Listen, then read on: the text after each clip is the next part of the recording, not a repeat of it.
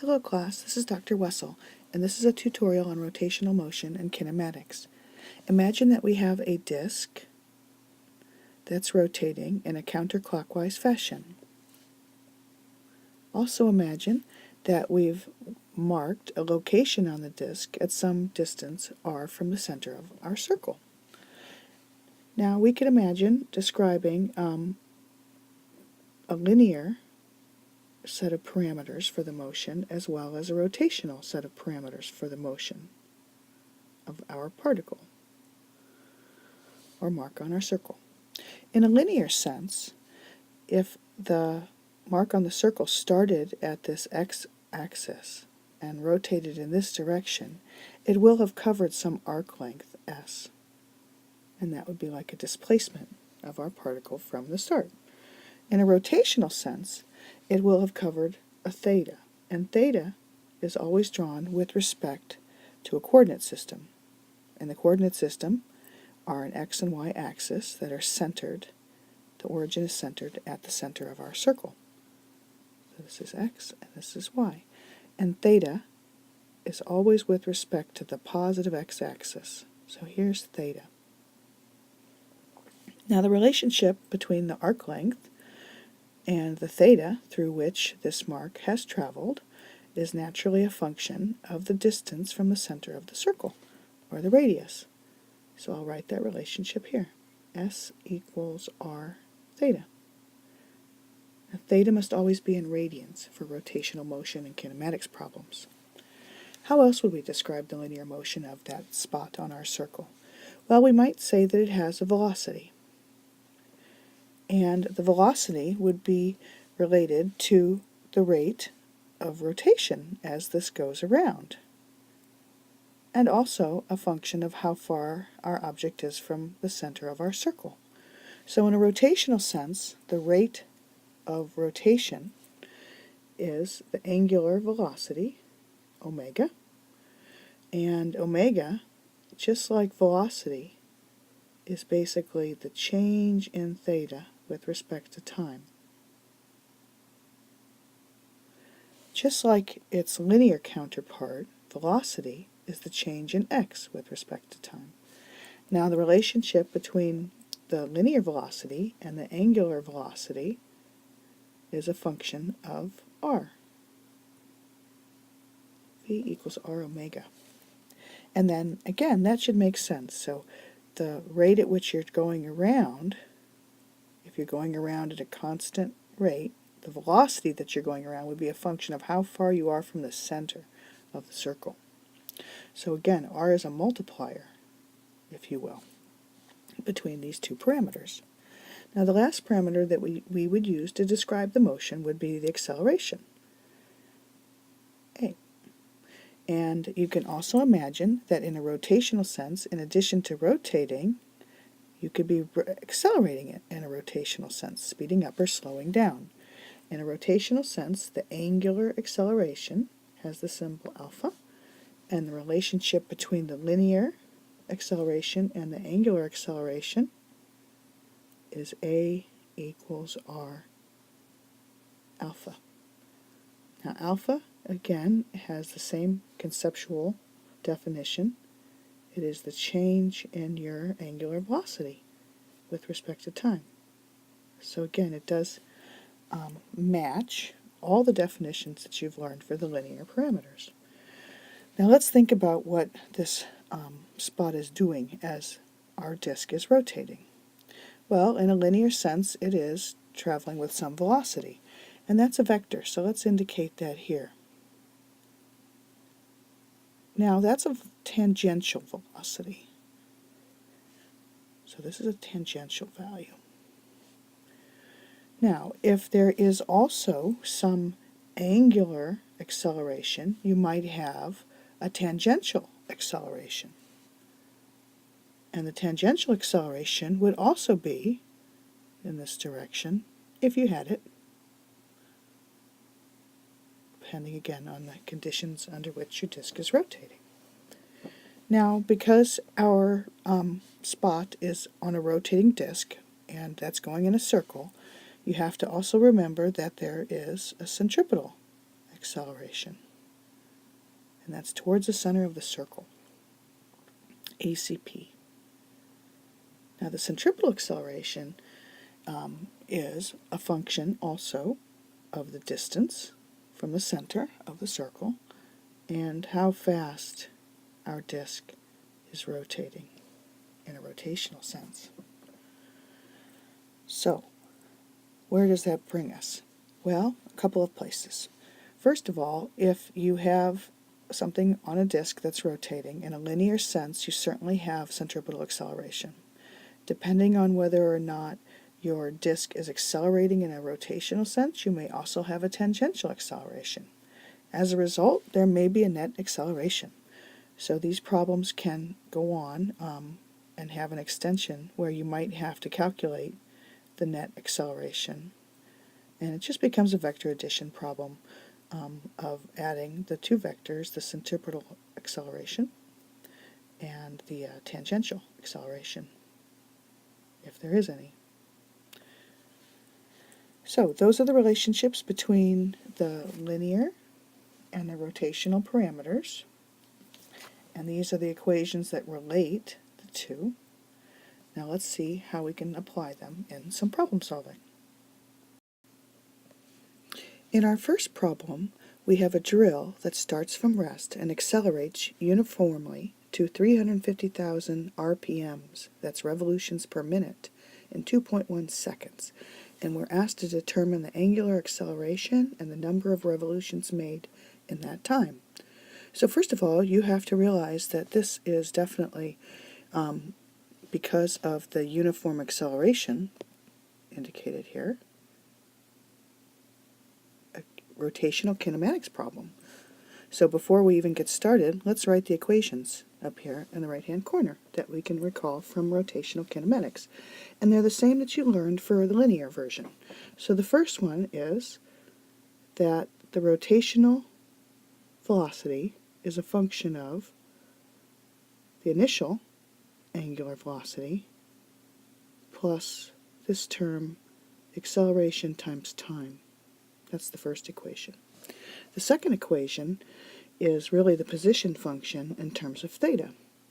And that looks like this. The position in radians around your rotating thing is a function of the initial position in radians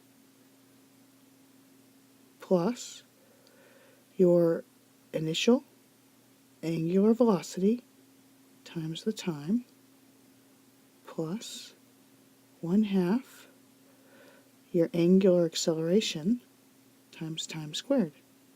So again, same equation as in the linear realm. And our last equation relates some angular velocity at time t squared to the initial angular velocity squared plus 2 times alpha times delta theta. So that's like your displacement.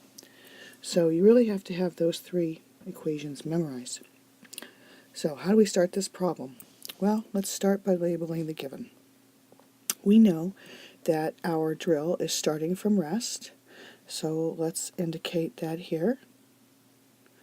The initial angular velocity is 0.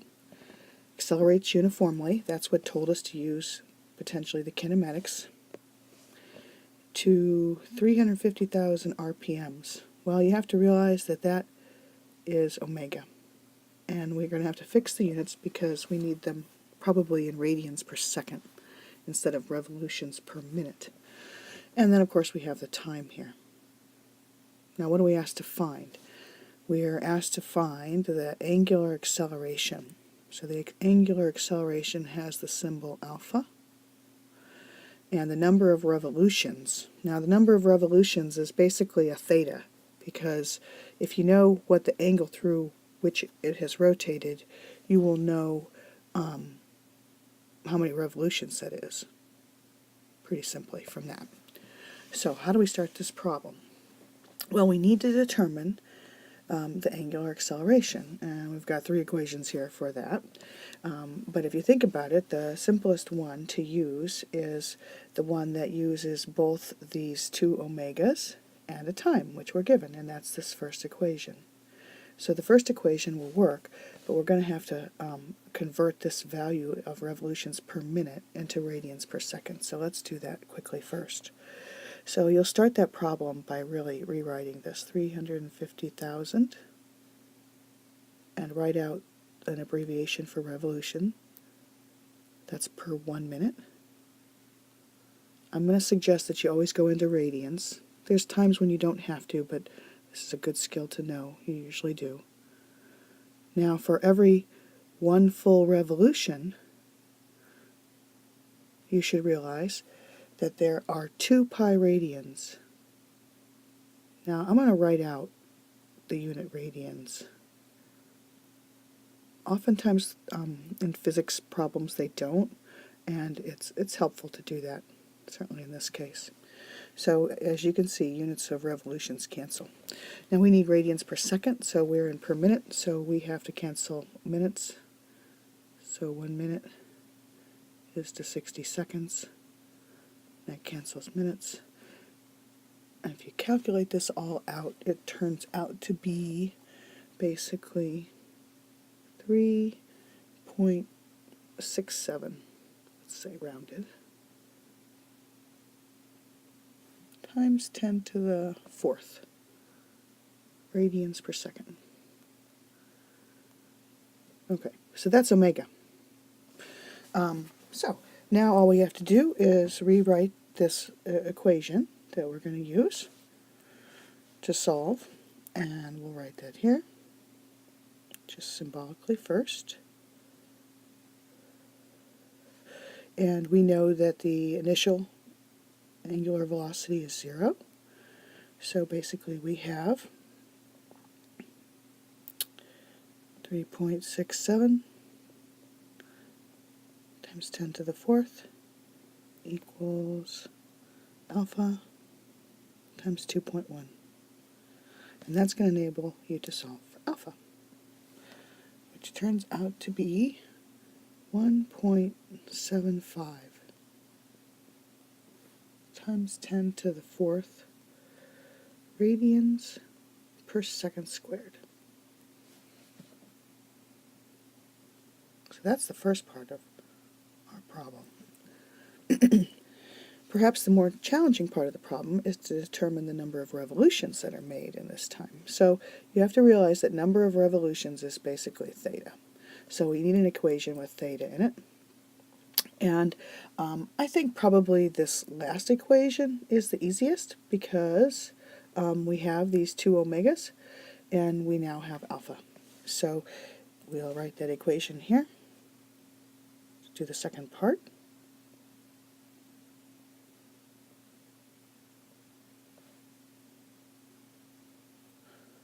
And I'll let you substitute those values in, but we basically have everything we need here.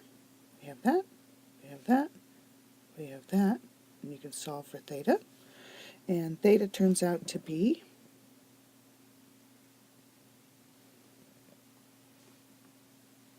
3.85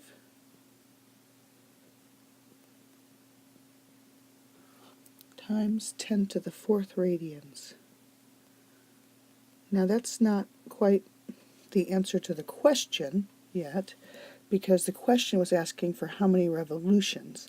So we have to figure out how many revolutions there are in that many radians. So again, you're going to use dimensional analysis to help you solve this problem. Let's copy the amount that's given here, 3.85 times 10 to the 4th radians.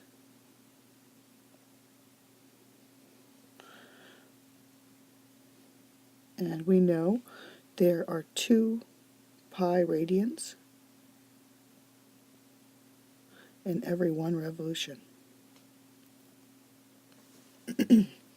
And when you carry out that calculation, you can find that there are basically 6.1 times 10 to the 3rd revolutions that are made during the time when our drill is starting from rest and accelerating uniformly to that angular speed. it has made this many revolutions. So, let's try another problem.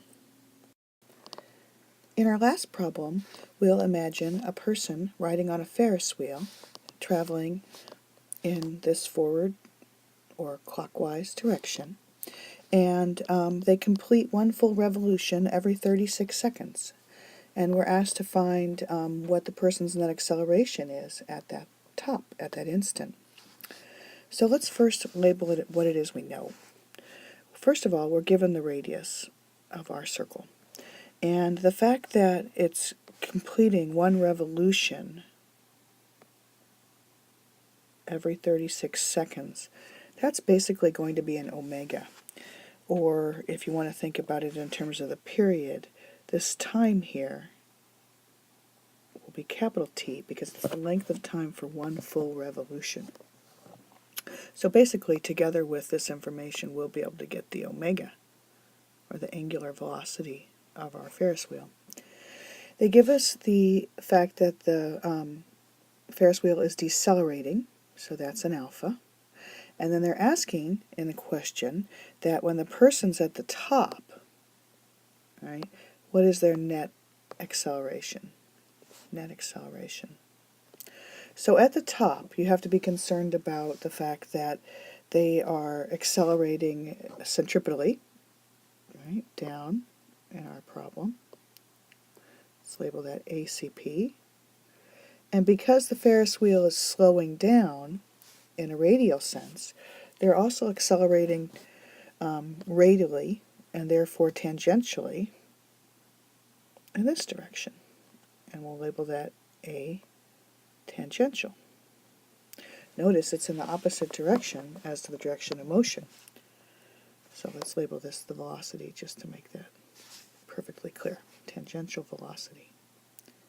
Okay, so the question is asking for the net acceleration. So you're supposed to realize that this is a vector addition problem, and that the net acceleration is going to be the vector sum of the centripetal acceleration and the tangential acceleration. And so we'll have to find the magnitude of that net acceleration, which will be roughly in this direction, basically.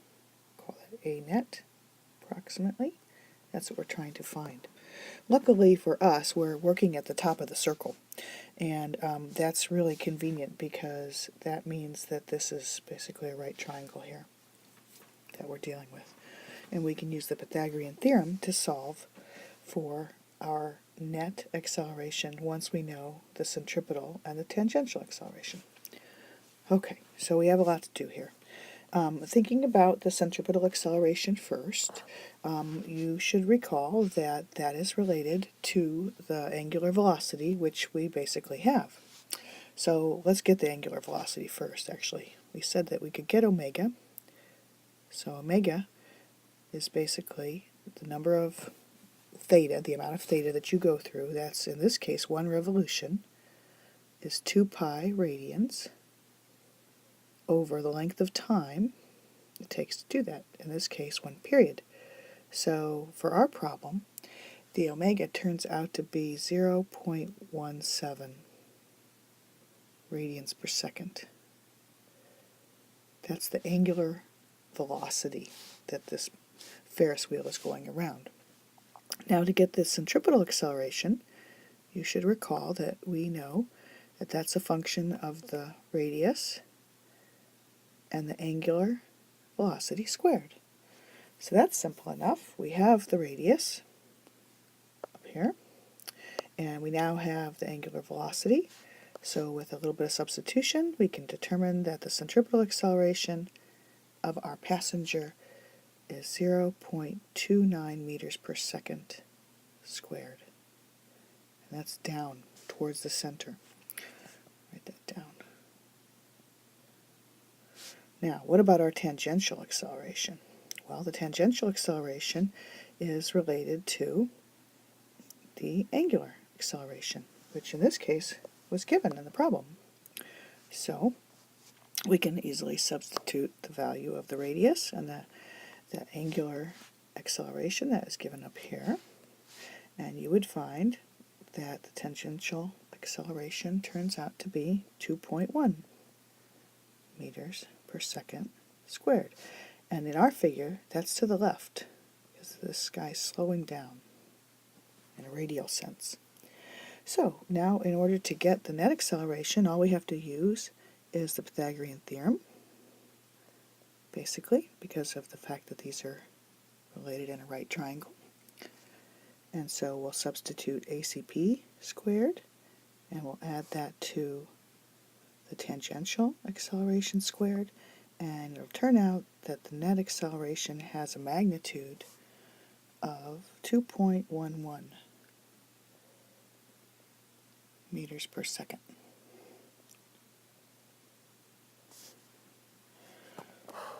And if you were to calculate the theta, we'll add that to our figure up here, this theta,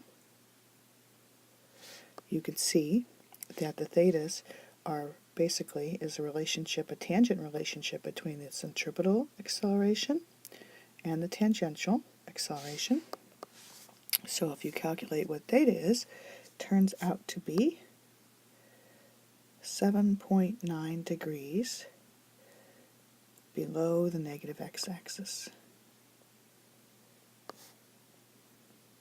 So, as our person is traveling around in this direction, but slowing down radially, at the instant that they are at the top, they are accelerating downward centripetally, and they are accelerating tangentially in the backward direction because they're slowing down radially, and their net acceleration is in this direction. It has a magnitude of 2.11 meters per second.